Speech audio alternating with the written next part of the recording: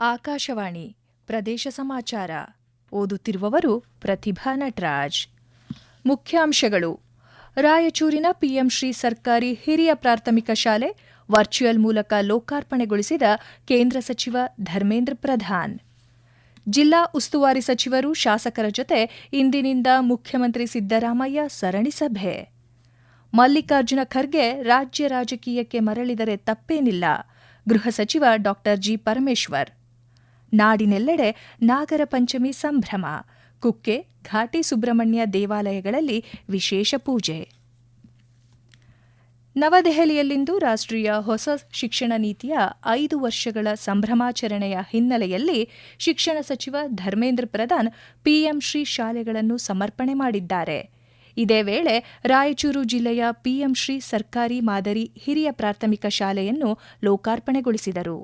ಈ ಸಂದರ್ಭದಲ್ಲಿ ರಾಯಚೂರು ಜಿಲ್ಲೆಯ ಉಪನಿರ್ದೇಶಕ ಕೆಡಿ ಬಡಿಗೇರ್, ಪ್ರಾಂಶುಪಾಲರಾದ ಆರ್. ಇಂದಿರಾ, ಹಲವು ಅಧಿಕಾರಿಗಳು ಉಪಸ್ಥಿತರಿದ್ದರು. ಎಐಸಿಸಿ ರಾಜ್ಯ ಕಾಂಗ್ರೆಸ್ ಉಸ್ತುವಾರಿ ರಣದೀಪ್ ಸಿಂಗ್ ಸುರ್ಜೇವಾಲಾ ಬಳಿಕ ಇದೀಗ ಸ್ವಪಕ್ಷೀಯ ಶಾಸಕರ ವಿಶ್ವಾಸ ಗಳಿಸಲು ಮುಂದಾಗಿರುವ ಮುಖ್ಯಮಂತ್ರಿ ಸಿದ್ದರಾಮಯ್ಯ ಇಂದಿನಿಂದ 4 ದಿನ ಸಚಿವರು, ಶಾಸಕರ ಜೊತೆ ಸರಣಿ ಸಭೆ ನಡೆಸಲಿದ್ದಾರೆ. ಸಂಜೆ 5 ಗಂಟೆಗೆ ಮೈಸೂರಿನ ಶಾಸಕರ ಜೊತೆ ಸಭೆ ಆರಂಭಿಸಲಿರುವ ಮುಖ್ಯಮಂತ್ರಿ ಬಳಿಕ ಚಾಮರಾಜನಗರ, ತುಮಕೂರು, ಕೊಡಗು, ಹಾಸನ, ದಕ್ಷಿಣ ಕನ್ನಡ ಜಿಲ್ಲೆಗಳ ಶಾಸಕರು ಮತ್ತು ಆ ಜಿಲ್ಲೆಗಳ ಉಸ್ತುವಾರಿ ಸಚಿವರ ಜೊತೆ ಸಭೆ ನಡೆಸಲಿದ್ದಾರೆ. ಶಾಸಕರ ಕುಂದುಕೊರತೆಗಳನ್ನು ಆಲಿಸಲಿರುವ ಅವರು ಅಭಿವೃದ್ಧಿ ಯೋಜನೆ ಅನುಷ್ಠಾನಕ್ಕೆ ಸಲಹೆ ಸೂಚನೆ ನೀಡಲಿದ್ದಾರೆ. ಈ ನಡುವೆ ಇಂದು ಬೆಳಗ್ಗೆ ಮುಖ್ಯಮಂತ್ರಿ ಸಿದ್ದರಾಮಯ್ಯ ತಮ್ಮ ಕಾವೇರಿ ನಿವಾಸದಲ್ಲಿ ಸಾರ್ವಜನಿಕರ ಅಹವಾಲು ಆಲಿಸಿದರು. ಮುಖ್ಯಮಂತ್ರಿ ಸಿದ್ದರಾಮಯ್ಯ ತಮ್ಮ ಅಧಿಕಾರ ಬಳಸಿಕೊಂಡು ಶಾಸಕರ ಸಭೆ ನಡೆಸುತ್ತಿದ್ದು, ಇದರಲ್ಲಿ ತಪ್ಪೇನಿದೆ ಎಂದು ಉಪಮುಖ್ಯಮಂತ್ರಿ ಡಿಕೆ ಶಿವಕುಮಾರ್ ಪ್ರಶ್ನಿಸಿದ್ದಾರೆ. ಬೆಂಗಳೂರಿನಲ್ಲಿ ಸುದ್ದಿಗಾರರೊಂದಿಗೆ ಮಾತನಾಡಿದ ಅವರು, ಬೆಂಗಳೂರಿನ ಅಭಿವೃದ್ಧಿಗೆ ಹೆಚ್ಚಿನ ಅನುದಾನದ ಅವಶ್ಯಕತೆ ಇದ್ದು, ಶಾಸಕರ ಜೊತೆ ಸಭೆ ನಡೆಸಲಾಗಿದೆ ಎಂದು ತಿಳಿಸಿದ್ದಾರೆ. ಬೆಂಗಳೂರು ಹಾಗೂ ನಾಗರಿಕರ ಹಿತಕ್ಕಾಗಿ ಪಾಲಿಕೆ ವಿಭಜನೆ ಮಾಡಲು ಮುಂದಾಗಿರುವುದಾಗಿ ಸಮರ್ಥಿಸಿಕೊಂಡಿದ್ದಾರೆ. ಇದೇ ವೇಳೆ ಎಐಸಿಸಿ ಅಧ್ಯಕ್ಷ ಮಲ್ಲಿಕಾರ್ಜುನ್ ಖರ್ಗೆ ಅವರು ತಮ್ಮ ಭಾವನೆಗಳನ್ನು ಹಂಚಿಕೊಂಡಿರುವುದರಲ್ಲಿ ತಪ್ಪೇನಿದೆ ಎಂದು ಪ್ರಶ್ನಿಸಿದ್ದಾರೆ. ಎಐಸಿಸಿ ಮುಖಂಡ ಮಲ್ಲಿಕಾರ್ಜುನ ಖರ್ಗೆ ಮತ್ತೆ ರಾಜ್ಯ ರಾಜಕೀಯಕ್ಕೆ ಮರಳಿದರೆ ತಪ್ಪೇನಿಲ್ಲ ಎಂದು ಗೃಹ ಸಚಿವ ಡಾ ಜಿ. ಪರಮೇಶ್ವರ್ ತಿಳಿಸಿದ್ದಾರೆ. ಬೆಂಗಳೂರಿನಲ್ಲಿ ಸುದ್ದಿಗಾರರೊಂದಿಗೆ ಮಾತನಾಡಿದ ಅವರು, ರಸಗೊಬ್ಬರವನ್ನು ಕಾಳಸಂತೆಯಲ್ಲಿ ಮಾರಾಟ ಮಾಡುವವರ ವಿರುದ್ಧ ಕೇಸ್ ದಾಖಲಿಸಲು ಸೂಚನೆ ನೀಡಲಾಗಿದೆ ಎಂದು ತಿಳಿಸಿದ್ದಾರೆ. ಕೇಂದ್ರ ಸರ್ಕಾರ ರಾಜ್ಯ ಸರ್ಕಾರಕ್ಕೆ ಸಹಕಾರ ನೀಡುವ ಮೂಲಕ ಅಗತ್ಯ ರಸಗೊಬ್ಬರ ಪೂರೈಸಬೇಕು ಎಂದು ಹೇಳಿದ್ದಾರೆ. ಇದೇ ವೇಳೆ ಧರ್ಮಸ್ಥಳ ಪ್ರಕರಣದ ಕುರಿತಂತೆ ಪ್ರತಿಕ್ರಿಯಿಸಿದ ಅವರು, ಎಸ್ಐಟಿ ತನಿಖೆ ನಡೆಯುತ್ತಿದ್ದು, ಪ್ರಕರಣವನ್ನು ಗಂಭೀರವಾಗಿ ಪರಿಗಣಿಸಲಾಗಿದೆ ಎಂದು ಸ್ಪಷ್ಟಪಡಿಸಿದ್ದಾರೆ. ಬೆಂಗಳೂರಿನಲ್ಲಿ ಸಂಭವಿಸಿದ ಕಾಲ್ತುಳಿತ ಪ್ರಕರಣಕ್ಕೆ ಸಂಬಂಧಿಸಿದಂತೆ 4 ಪೊಲೀಸ್ ಅಧಿಕಾರಿಗಳ ಬಳಿ ಮುಖ್ಯಮಂತ್ರಿ ಸಿದ್ದರಾಮಯ್ಯ ಹಾಗೂ ಉಪಮುಖ್ಯಮಂತ್ರಿ ಡಿಕೆ ಶಿವಕುಮಾರ್ ಕ್ಷಮೆಯಾಚಿಸಬೇಕು ಎಂದು ಬಿಜೆಪಿ ಒತ್ತಾಯಿಸಿದೆ. ಬೆಂಗಳೂರಿನಲ್ಲಿ ಸುದ್ದಿಗಾರರೊಂದಿಗೆ ಮಾತನಾಡಿದ ಬಿಜೆಪಿ ರಾಜ್ಯಾಧ್ಯಕ್ಷ ಬಿವೈ ವಿಜಯೇಂದ್ರ, 4 ಪೊಲೀಸ್ ಅಧಿಕಾರಿಗಳ ಅಮಾನತು ಆದೇಶ ರದ್ದು ಕುರಿತಂತೆ ಪ್ರತಿಕ್ರಿಯಿಸಿದ ಅವರು, ಪೊಲೀಸರನ್ನು ಬಲಿಪಶು ಮಾಡಲಾಗಿದೆ ಎಂದು ದೂರಿದ್ದಾರೆ. ಇಂದು ಅಂತಾರಾಷ್ಟ್ರೀಯ ಹುಲಿ ದಿನ.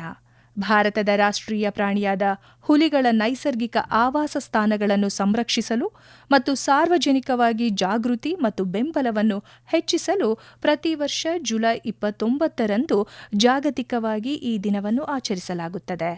ವಿಶ್ವದ 70% ಹುಲಿಗಳು ಭಾರತದಲ್ಲಿವೆ. ಅದರಲ್ಲೂ ಕರ್ನಾಟಕ 2ನೇ ಅತಿ ಹೆಚ್ಚು ಹುಲಿಗಳಿರುವ ರಾಜ್ಯವಾಗಿದೆ.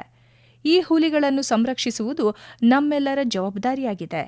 ಕೇಂದ್ರ ಸಚಿವ ವಿ. ಸೋಮಣ್ಣ ಹಾಗೂ ಸಚಿವ ಸತೀಶ್ ಜಾರಕಿಹೊಳಿ ಸೇರಿದಂತೆ ಹಲವಾರು ಗಣ್ಯರು ಹುಲಿ ದಿನದ ಶುಭಾಶಯ ಕೋರಿದ್ದಾರೆ.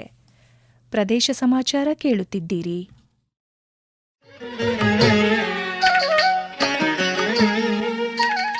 ಸತ್ಯ ಮತ್ತು ವಿಶ್ವಾಸಾರ್ಹ ಸುದ್ದಿಗಾಗಿ ಕೇಳಿ ಆಕಾಶವಾಣಿ ವಾರ್ತೆ. ಪ್ರತಿದಿನ ನಿಮಗಾಗಿ 7 ಕನ್ನಡ ವಾರ್ತಾ ಸಂಚಿಕೆಗಳನ್ನು ಪ್ರಸಾರ ಮಾಡುತ್ತೇವೆ. 4 ಪ್ರದೇಶ ಸಮಾಚಾರ ಹಾಗೂ 3 ರಾಷ್ಟ್ರೀಯ ವಾರ್ತೆಗಳು. ಪ್ರಾದೇಶಿಕ ಸುದ್ದಿ ವಿಭಾಗದಿಂದ ಪ್ರತಿದಿನ ಬೆಳಿಗ್ಗೆ 7:05, 7:35 ಮಧ್ಯಾಹ್ನ 12, 1:10, 2:30, ಸಂಜೆ 6:40 ಹಾಗೂ ರಾತ್ರಿ 7:35ಕ್ಕೆ ವಾರ್ತಾ ಪ್ರಸಾರವನ್ನು ಆಲಿಸಬಹುದು. ಈ ವಾರ್ತೆಗಳನ್ನು ಮೊಬೈಲ್ನಲ್ಲಿ ನಿಮ್ಮ ಬಿಡುವಿನ ಸಮಯದಲ್ಲಿ ಆಲಿಸಲು news on air app download ಮಾಡಿ. ಈ ಆಪ್ ಮೂಲಕ ಕನ್ನಡ ಮಾತ್ರವಲ್ಲದೆ ವಿವಿಧ ರಾಜ್ಯಗಳ ಸುದ್ದಿ ಸಮಾಚಾರವನ್ನು ಸಹ ಕೇಳಬಹುದು. ನೈಜ ನಿಖರ ಸುದ್ದಿಗಳಿಗಾಗಿ ರೇಡಿಯೋ ಆನ್ ಮಾಡಿ ಅಥವಾ news on air app download ಮಾಡಿ. ರಾಜ್ಯದೆಲ್ಲೆಡೆ ಇಂದು ನಾಗರ ಪಂಚಮಿಯನ್ನು ಸಡಗರ ಸಂಭ್ರಮದಿಂದ ಆಚರಿಸಲಾಯಿತು. ದಕ್ಷಿಣ ಕನ್ನಡ ಜಿಲ್ಲೆ ಸೇರಿದಂತೆ ಕರಾವಳಿಯಾದ್ಯಂತ ಇಂದು ನಾಗರ ಪಂಚಮಿ ಹಬ್ಬದ ಸಂಭ್ರಮ ಮನೆ ಮಾಡಿತ್ತು. ನಾಗಬನ, ನಾಗ ಸನ್ನಿಧಿ, ನಾಗ ದೇವಸ್ಥಾನಗಳಲ್ಲಿ ಬೆಳಗ್ಗಿನಿಂದಲೇ ಭಕ್ತರ ದಂಡು ನೆರೆದಿದ್ದು ನಾಗನಿಗೆ ತನು ಎರೆದು ಪೂಜೆ ಸಲ್ಲಿಸಿದ್ದಾರೆ. ಜಿಲ್ಲೆಯ ಪ್ರಸಿದ್ಧ ನಾಗಕ್ಷೇತ್ರವಾದ ಕುಕ್ಕೆ ಸುಬ್ರಹ್ಮಣ್ಯ, ಮಂಗಳೂರಿನ ಕುಡುಪು ಸೇರಿದಂತೆ ವಿವಿಧ ದೇಗುಲಗಳಿಗೆ ಭಕ್ತರ ದಂಡೇ ಹರಿದು ಬಂದಿತ್ತು.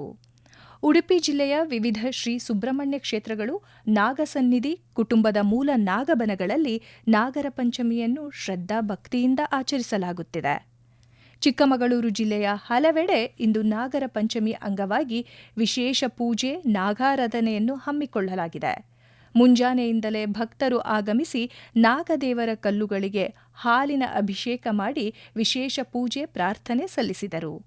ಶ್ರಾವಣ ಮಾಸದ ಹಬ್ಬಗಳ ಸಾಲಿನ ಮೊದಲ ಹಬ್ಬ ನಾಗರ ಪಂಚಮಿಯನ್ನು ಬೆಂಗಳೂರು ಗ್ರಾಮಾಂತರ ಜಿಲ್ಲೆಯಲ್ಲಿ ಶ್ರದ್ಧಾ ಭಕ್ತಿ ಸಂಭ್ರಮಗಳಿಂದ ಆಚರಿಸಲಾಗುತ್ತಿದೆ.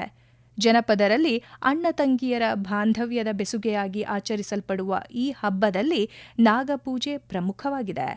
ದೊಡ್ಡಬಳ್ಳಾಪುರ ತಾಲೂಕಿನ ಘಾಟಿ ಪುಣ್ಯಕ್ಷೇತ್ರದಲ್ಲಿನ ನಾಗರ ಕಲ್ಲುಗಳಿಗೆ ಭಕ್ತರು ಹಾಲೆರೆದು ಪೂಜೆ ಸಲ್ಲಿಸಿದರು.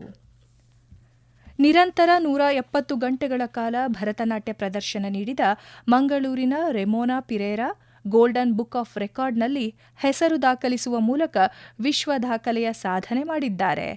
ಕಳೆದ 7 ದಿನಗಳಿಂದ ನಿರಂತರ ಭರತನಾಟ್ಯ ಪ್ರದರ್ಶನ ನೀಡಿ ಈ ದಾಖಲೆ ಮಾಡಿರುವ ಅವರಿಗೆ ಇಂದು golden book of world record ತಂಡ ಅಧಿಕೃತ ಘೋಷಣೆಯೊಂದಿಗೆ ಪ್ರಶಸ್ತಿ ನೀಡಿ ಗೌರವಿಸಿದೆ. ಮಂಗಳೂರಿನ ಖಾಸಗಿ ಕಾಲೇಜಿನ ವಿದ್ಯಾರ್ಥಿನಿಯಾಗಿರುವ ರೆಮೋನಾ ಪಿರೇರಾ ಇದೇ 21ರಂದು ಬೆಳಿಗ್ಗೆಯಿಂದ ಭರತನಾಟ್ಯ ಪ್ರದರ್ಶನ ಪ್ರಾರಂಭಿಸಿದ್ದರು. ಕೇಂದ್ರ ಸರ್ಕಾರದ ಯೋಜನೆಗಳನ್ನು ಪ್ರತಿಯೊಬ್ಬರಿಗೂ ತಲುಪಿಸುವ ನಿಟ್ಟಿನಲ್ಲಿ ಪ್ರಧಾನಮಂತ್ರಿ ಮುದ್ರಾ ಯೋಜನೆ ವಿಜಯಪುರ ಜಿಲ್ಲೆಯಲ್ಲಿ ಯಶಸ್ವಿಯಾಗಿದೆ.